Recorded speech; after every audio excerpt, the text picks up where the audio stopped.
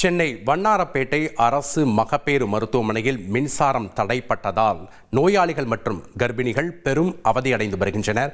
விவரங்களை வழங்கினார் செய்தியாளர் நிர்மல். வணக்கம் நிர்மல், எவ்வளவு நேரமா இந்த மின்தடை ஏற்பட்டிருக்கிறது? மின்தடைக்கு என்ன காரணம் சொல்லப்படுகிறது? அங்க இருக்கக்கூடிய கள விவரங்களை பதிவு பண்ணுங்க.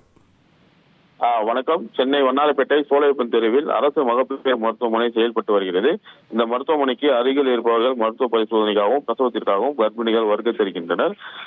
அந்த நிலையில் இதே பகுதியைச் சேர்ந்த தேன்மொழி என்ற நிறைமாத கர்ப்பிணி தனது முதல் மகப்பேறு மருத்துவத்துக்காக இந்த மருத்துவமனைக்கு சிகிச்சைக்காக வந்திருக்கிறார். அங்கு அவரை பரிசோதனை செய்த மருத்துவர்கள் அவருக்கு பணிக்குடம் உடைந்ததாகவும் இதனால் தொடர்ந்து அவரை பிரைவேட் லிமிடெட் கம்பெனி ஆரம்பிக்கலாமா இல்ல பார்ட்னர்ஷிப்ல ஆரம்பிக்கலாமா? எது கன்ஃபியூஷன்?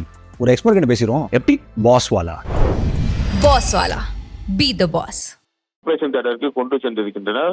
அப்போது மின்சார இணைப்பானது துண்டிக்கப்பட்டுள்ளது. உடனடியாக அவரது கணவர் சுப்புராஜ் மருத்துவரிடம் ஜெனரேட்டரை ஆன் செய்யுங்கள் என கேட்டுள்ளார். அதற்கு மருத்துவர்கள் ஜெனரேட்டரில் டீசல் இல்லாமல் 1 மாதம் காலமாக கிடப்பில் இருப்பதாகவும் கூறியிருக்கின்றனர்.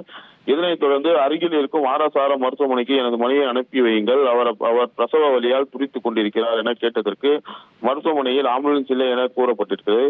இதனால் ஆத்திரமடைந்த சுப்புராஜ் மருத்துவர்களோடு வாக்குவாதத்தில் ஈடுபட்டுள்ளார்.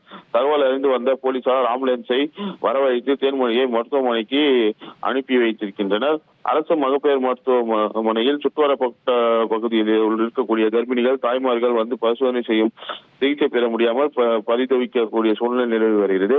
சுமார் 2 மணி நேரத்துக்கு மேலாக இந்த மருத்துவமனையில் மின்சாரம் துண்டிக்கப்பட்டுள்ளது. அதன் பின் தற்போது 2 மணி நேரம் கழித்து தற்போது அந்த மின் இணைப்பை சரி செய்யப்பட்டு தற்போது மின்னானது இயங்கி வருகிறது. நன்றி நிர்மல், உங்களுடைய தகவல்களுக்கு.